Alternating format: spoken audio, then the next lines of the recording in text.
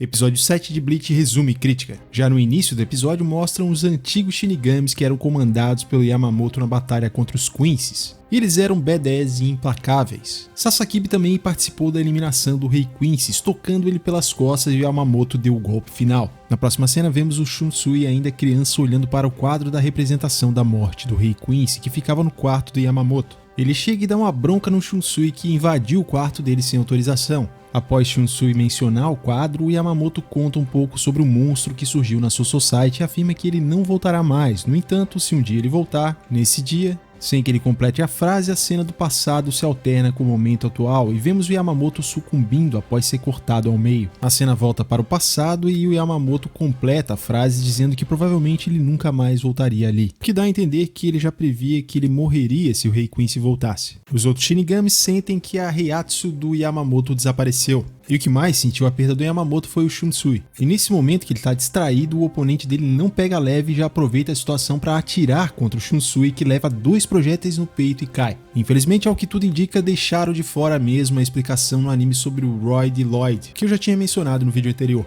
O Rei Quincy diz que a morte de Yamamoto foi digna de pena, e nessa frase a tradução da adaptação no mangá me pareceu melhor. O Rei Quincy resolve se retirar, mas ao perceber que o Yamamoto ainda estava empunhando sua espada, ele entende isso como uma afronta e decepa a mão de seu adversário. Em seguida, pisa em cima da cabeça do Yamamoto e o chama de patético. Yamamoto não era mais visto como uma das 5 maiores ameaças, ele foi retirado da lista do Rei Quincy, que agora segue indagando por que o Yamamoto não restaurou seu braço com a ajuda da Orihime. Ele mesmo responde que era porque o Yamamoto não queria explorar os humanos. Mesmo na luta contra o Aizen, o Yamamoto estava apreensivo por envolver o Ichigo. E em sua última luta, o Yamamoto carregou o fardo sozinho de enfrentar o Rei Quincy, mas falhou. O Rei Quincy afirma que o Yamamoto ficou fraco e no passado ele era implacável. Mostram novamente o esquadrão que ajudou a exterminar os Quincy's. Do mesmo modo que o Rei Quincy, o Yamamoto fazia tudo o que fosse necessário para derrotar o inimigo e ele não se importava com seus subordinados. Depois da derrota dos Quincy's, os Shinigamis criaram um mundo pacífico para proteger e amar. E de acordo com o Rei Quincy, foi isso que tornou eles fracos.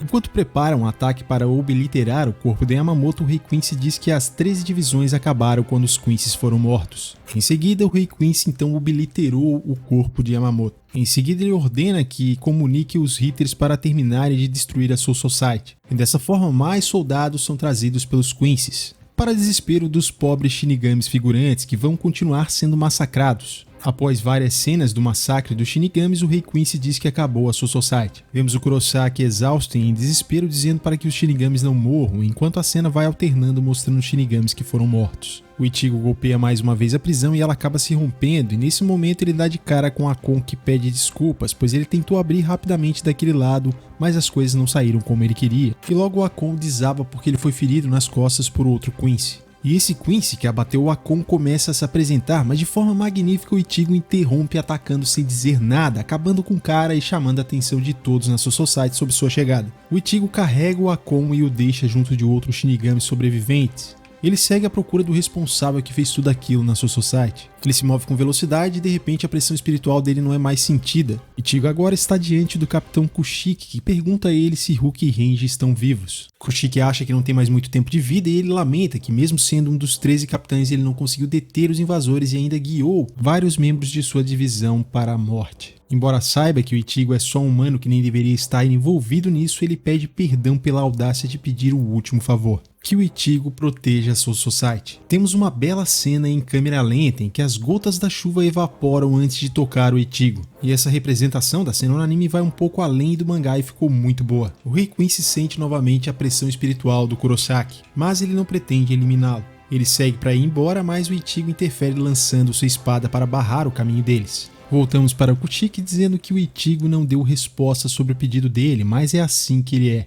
E o Kushiki conta com ele. Dessa forma, o Kushiki solta sua espada e ela vai se desfazendo, indicando o fim da vida dele. Voltamos a acompanhar o Ichigo e o clima que antecede a batalha é pesado e silencioso por alguns instantes. O Rei Quincy está impressionado que o Ichigo tenha conseguido escapar da jaula e pergunta se ele vai querer lutar mesmo estando nesse estado deplorável. Ichigo ignora e pergunta se quem está diante dele é o líder dos inimigos, o que é confirmado pelo Rei Quincy, mas ele afirma que também pode dizer que não é, deixando o Ichigo full pistola, e ele reformula a pergunta e dessa vez o Rei Quincy é mais direto. Furioso, Ichigo libera sua Reiatsu e o Rei Quincy comenta com seu subordinado que o Ichigo deixou ele sem escolha e por isso acabará com ele. Ichigo toma a iniciativa e eles ficam disputando forças, causando uma explosão no campo de batalha. A batalha segue intensa com movimentos rápidos ao som de uma música épica digna de God of War. Até que o Rei Quincy consegue derrubar o Ichigo, que agora mesmo em meio aos escombros ele usa Getsuga Tensho para sair, fazendo o Rei Quincy ficar surpreso. Com um movimento rápido, o Rei Quincy ataca surpreendendo o Ichigo e o pressionando contra o chão. Ichigo tenta reagir, mas o Rei Quincy crava a espada violentamente no pescoço do protagonista. Pelo que me parece, ele perfurou uma das carótidas do Ichigo, que seria fatal.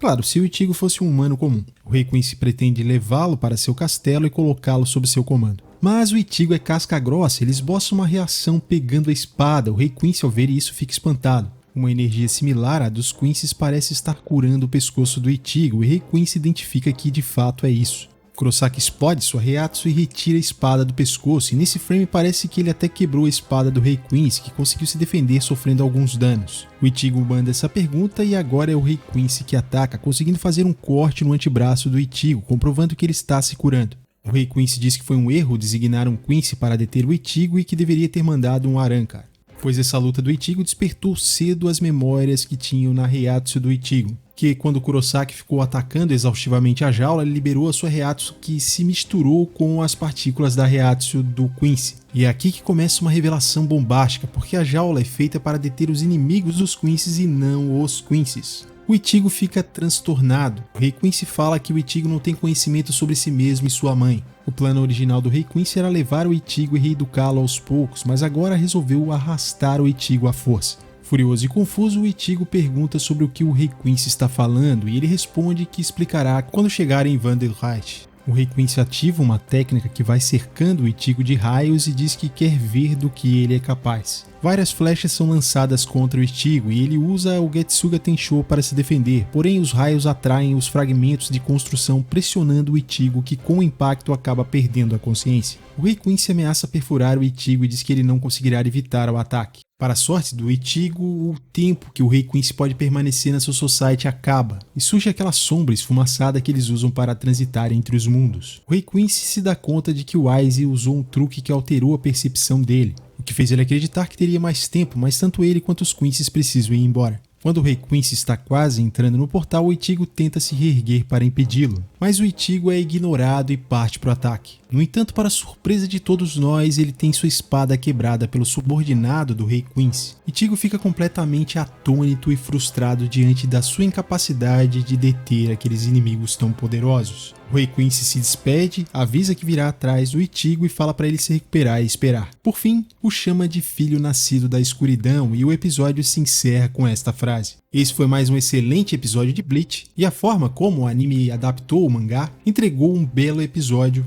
Me pareceu assim bastante cinematográfico e épico esse episódio. Tivemos cenas também com trocação de golpes bastante rápidos ali, mostrando de longe, algo muito parecido com o que fazem em Dragon Ball Super. E é um episódio com uma boa carga dramática e com revelações bombásticas sobre a real natureza do Ichigo. Além de passar muito bem essa atmosfera pesada de todo o massacre que aconteceu com os Shinigamis, a possível morte do Kushiki, além, claro, ali do início que a gente tem onde o Yamamoto é simplesmente dizimado. E termina também de uma maneira incrível, com o protagonista derrotado, frustrado e, além disso, confuso com tudo que aconteceu. Só é uma pena que eles tenham realmente deixado de fora a explicação sobre a cópia do Rei Quincy. Alguns diálogos creio que ficaram melhores lá na adaptação do mangá. Em alguns enquadramentos das cenas também tem coisas ali que eu achei que ficaram melhores no mangá, porque em alguns momentos no anime eles acabam mostrando os personagens de uma forma muito indireta, assim, bem sutil. Mas isso não tira o mérito da adaptação, é mais questão de gosto pessoal mesmo. Estou bem satisfeito com esse episódio, conseguir manter aí um bom nível em relação ao episódio anterior. E a pergunta que fica, o Rei Quincy realmente é badass ou ele é oportunista, fazendo tudo para vencer?